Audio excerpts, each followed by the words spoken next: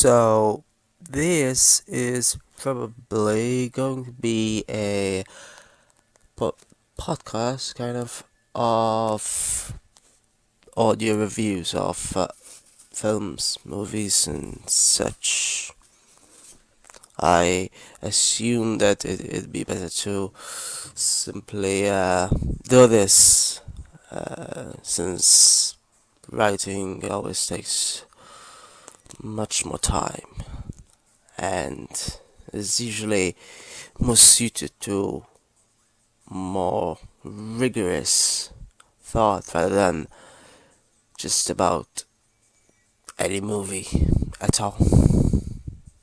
Most movies do not sort of demand that much or even deserve. Some don't, at least. Some do. Some are pretty interesting, which could very well have a lot written about them. But other than that, most I think could could could do well with just some rambling. I suppose. Now, the first one, in all likelihood that I'm going to approach here, going to watch just now as it happens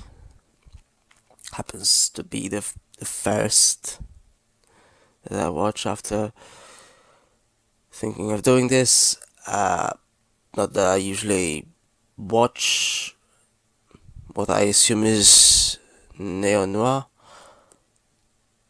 It is apparently one out of many of Hercule Poirot's detective stories. It's not something, as I say, I usually watch. There was a very there isn't a very high. I do not typically rate such films highly, but obviously it depends ultimately on the individual film. I just haven't rated them very highly in the past, but it's a not a very large sample size. So, at any rate, I'm just going to say whatever I think at various points throughout the actual watching. I think that's the best way, really, the most optimal solution is to just simply say whatever. Yeah. There's always the argument that you could just simply formulate whatever opinion one might have after the film.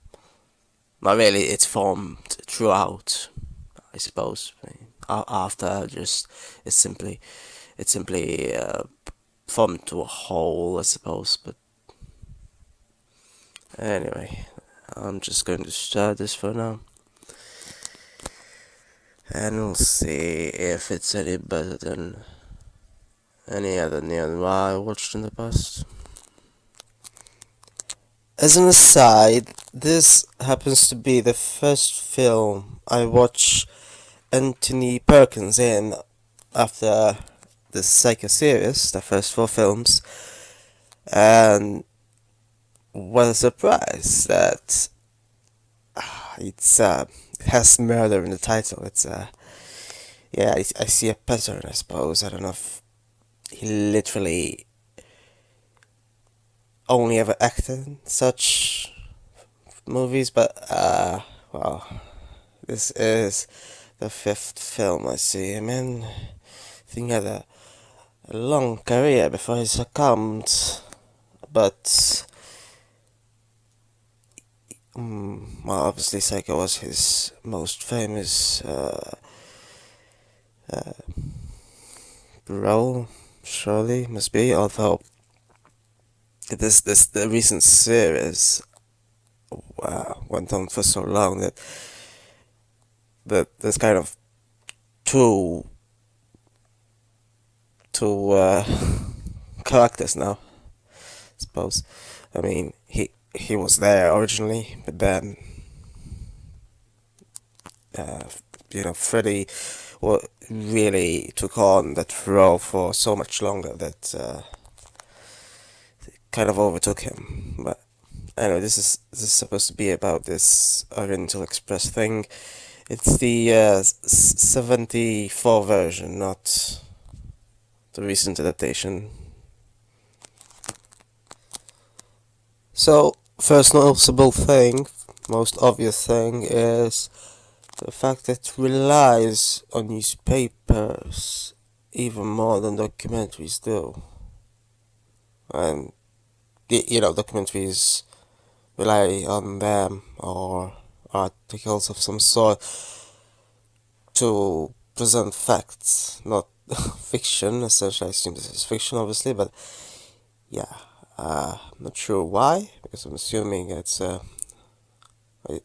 I, um, I suppose it's originally a book, so a book cannot display newspapers as such, unless they were just described as newspapers, I suppose. I don't know.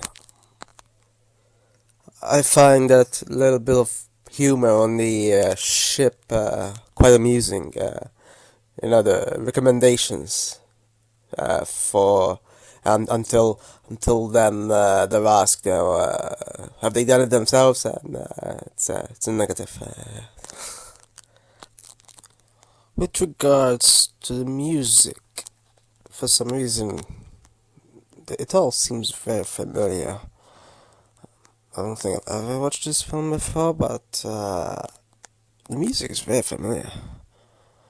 So either they adapted it from something else, uh, composed not exclusively for it, or it is so popular that it's been broadcast widely, which is why it seems so familiar. It's really strange when one knows a lot of the music, even though the films haven't been watched before. Yeah, I do not seem to think that I've ever watched this before. On the first 20 minutes, but I don't think I have. And yet the music is very familiar for some reason. I'm not even sure who the composer is. I've seen the name. Yeah, I don't think I've heard of them before. I can't quite remember the name either, so not very familiar at all. Yeah, the music is very familiar if this person did indeed compose the music. Also wanted to comment on the doggies. I mean, that is some cuteness, right? They're like little fluff balls. At one point, they're eating on a table. I mean, they're eating, and it's like a fairy hand or something. It's you can barely see it's a dog. It's yeah,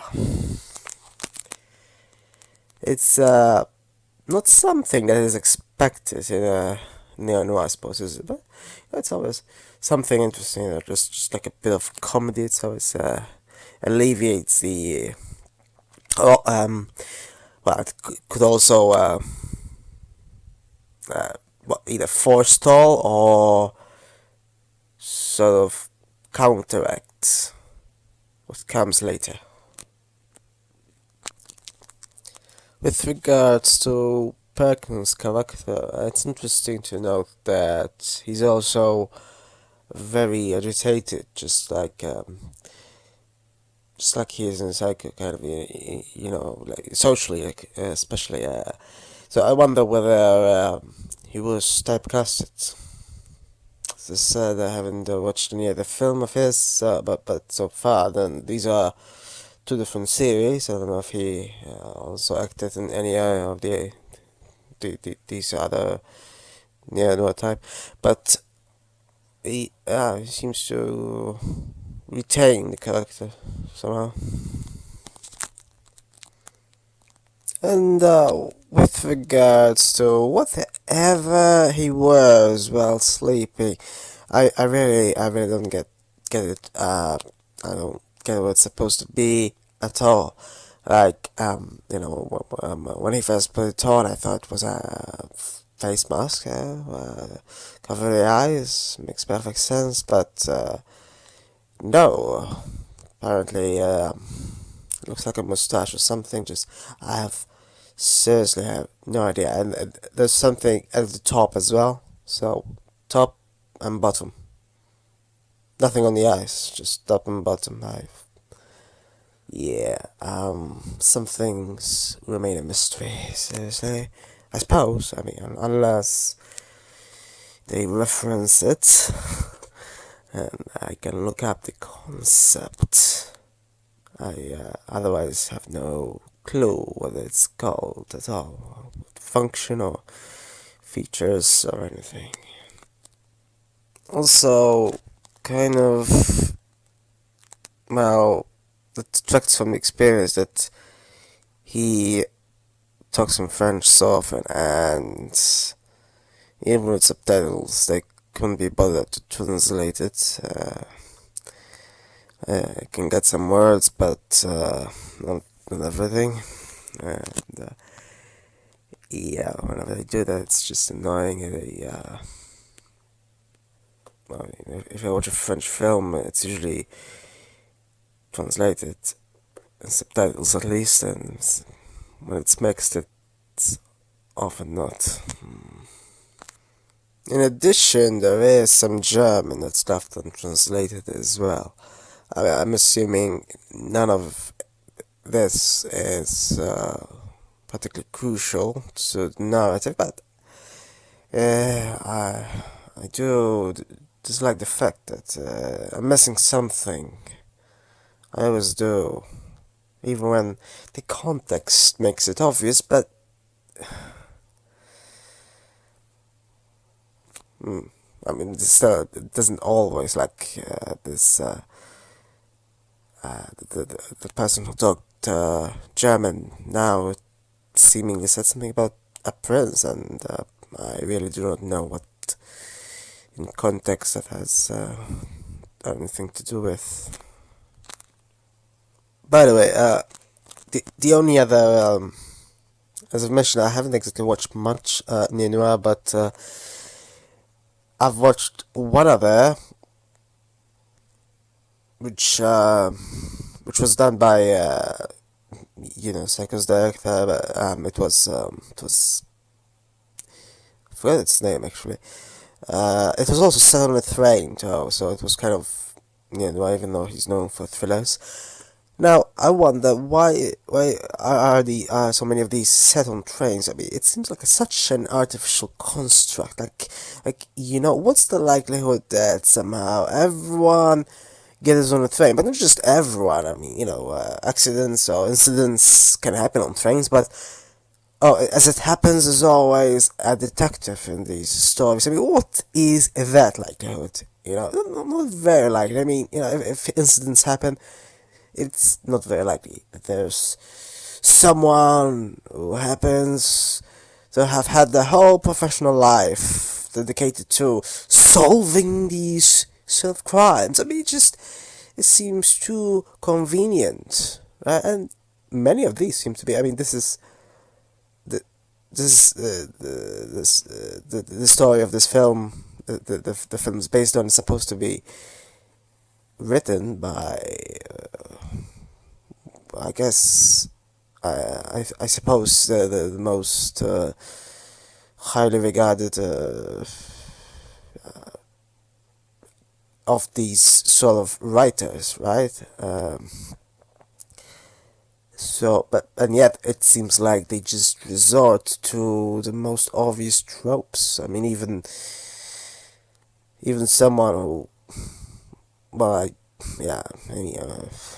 the they did seemingly write a lot of books about these sort of subjects, so I guess in the end they ended up writing about the most obvious as well. But it just seems so obvious, so predictable.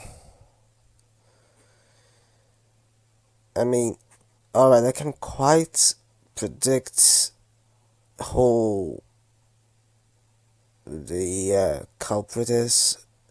I suppose what's obvious is how it all happens in the first place. I mean, how is it even possible it happens? Oh, anyway. And I also think the bit of comedy when just after everyone is talking at once with the loquacious mistress was so brilliant. When she said that, yeah, she has had 2 relationships with her eyes closed. Yeah, yeah. That is the delivery was pretty good for neo noir. That is some good comedy. And yeah, with regards to coincidences, they do pile it on just a bit too heavily later on in the mid bits or such. I'm not sure if this is the usual neo noir flair, but this one does. At least, I wonder if all of Agatha's writings were like this, or if it's just a film adaptation, not in the original writing. But it's like a multi-layered, buttery mess in a way. I mean, it could happen sometimes in real life, but not very likely at all. I mean, not to the extent, at least. I don't think I've ever, some of the things do happen, but not the amount of coincidences. Also, with regards to references, it's interesting how they included really seamlessly Perkins' character. The crying out mother and all that, and the mention of Freud and such. Of course, this was after his most famous film, but before the sequels, if I'm correct.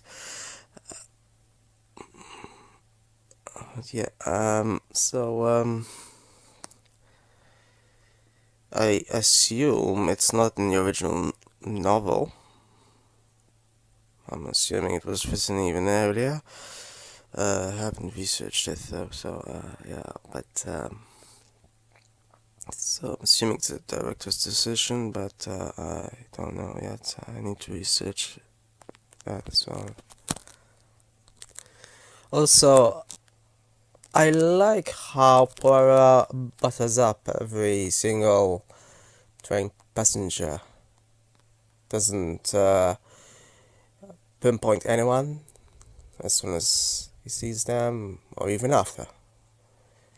In a way, remains neutral until the end, I assume. It's interesting. I suppose it's ideal to do, and even in real life circumstances. But in a film, it serves a way to not let out what one's thoughts are and where they lean towards, I suppose. So it just happens to be so unlikely. The fact that this all happened on a train was actually the least unlikely, it turns out. In the end, the whole narrative is so flimsy. I mean, what is the likelihood that what happens in real life? Not very likely at all.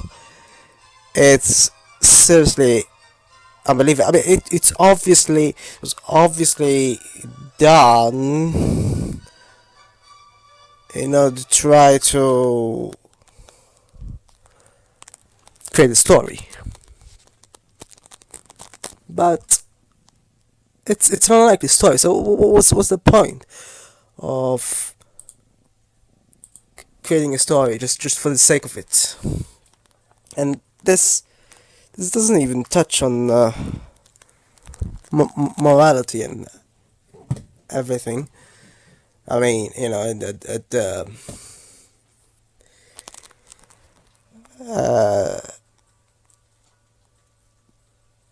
let,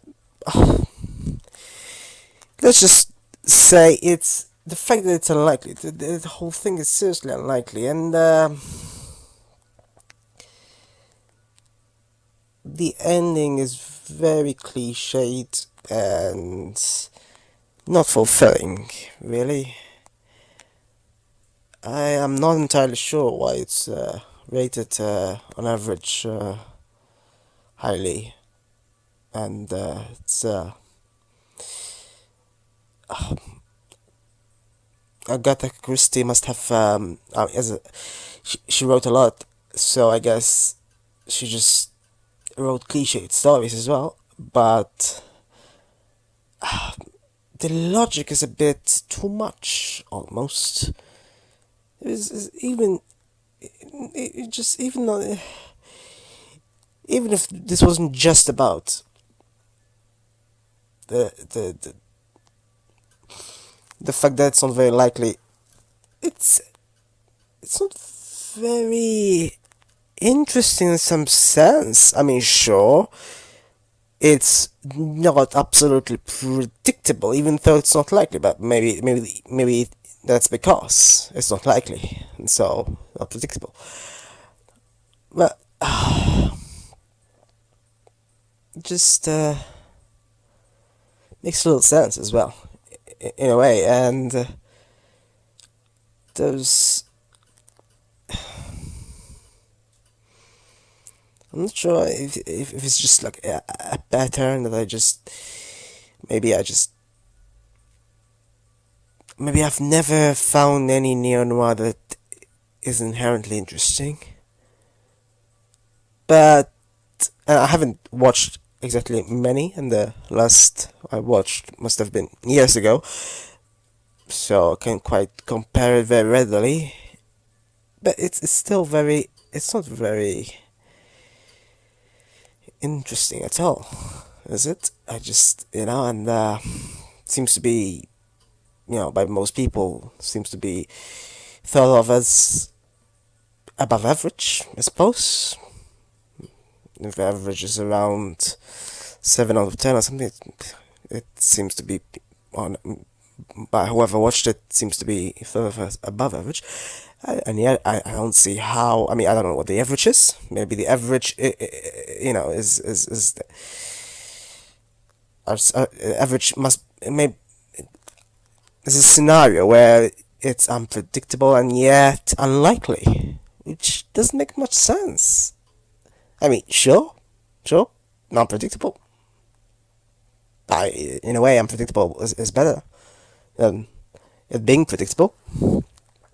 But I mean, what if something happens and then it turns out that out of nowhere in the last 5 minutes we find out that someone from Mars has happened to have been coordinating the entire thing. I mean, okay, it's not that unlikely, and it's not that out of the blue. I mean, that there are hints as to this film's conclusion, but it's still not very satisfying, really. It's not. I mean, I don't know if the creators thought, especially since considering the ending, the very ending, the last minute or so, the creators must have thought, well, this is it, satisfying, must be. It doesn't feel like it, because somehow, I mean, this is setting aside of any issues with morality as well with regards to that's. I suppose it's irrelevant. It's more of a detective story, but and Porada does does think through it all. But what's the point in the end? That's the thing. There was no point. So what's the point of the entire film? What's the point? There's no satisfaction at all. I have no idea why the creators, why the directors seem to think that somehow. I mean, what happened at the end seemed to be symbolic of some sort of satisfaction that characters derive from the situation. But it's not. I mean, as a watcher, it doesn't seem to be satisfying. Really, it's if there's no point, then it's not satisfying, and it's very unlikely to happen in real life. Very unlikely. I've never ever been in such thing. I mean, it's a stupid thing in a way. What happens, which I will obviously not divulge in case. But I mean, it's yeah, it's a weird thing because one would have thought that being unpredictable is a virtue, but it needs to be coherent. Really, it needs to be cogent and likely, I guess. So there we go. I guess it made me think, but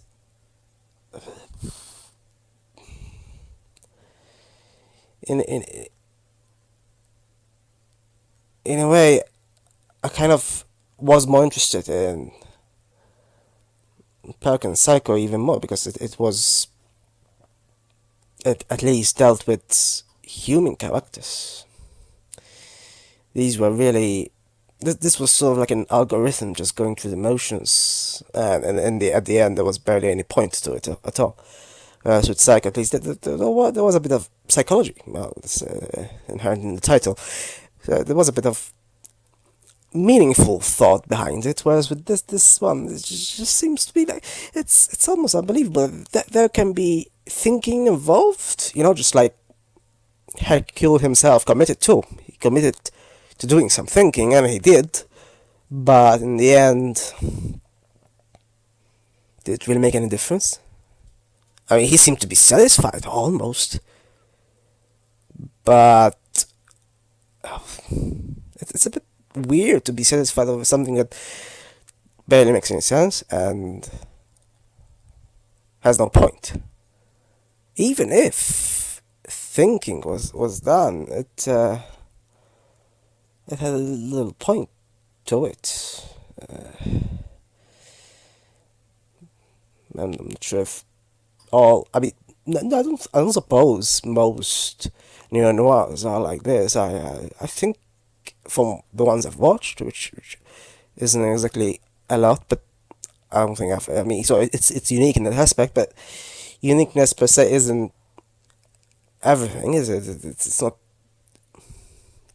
It's not. I mean, it's something crucial in any film to be unique, but it also needs to be meaningful, I suppose. And so it's a factor in the sense that not even. I suppose the creators must have thought it would be satisfactory in terms of people's raw emotions, but yeah, it makes little sense and it's unlikely.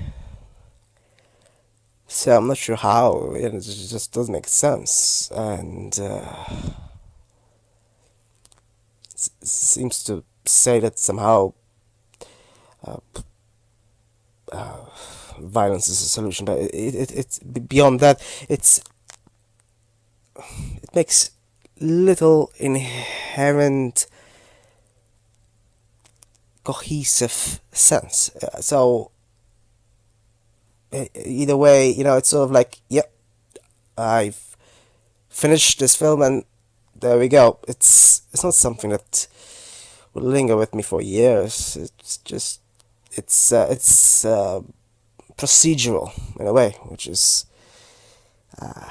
it's I guess apt, considering it's it's almost like a police detective. I'm not sure if he is related to the police, but but it still didn't have much of a heart. That Psycho might have had, just doesn't have that much.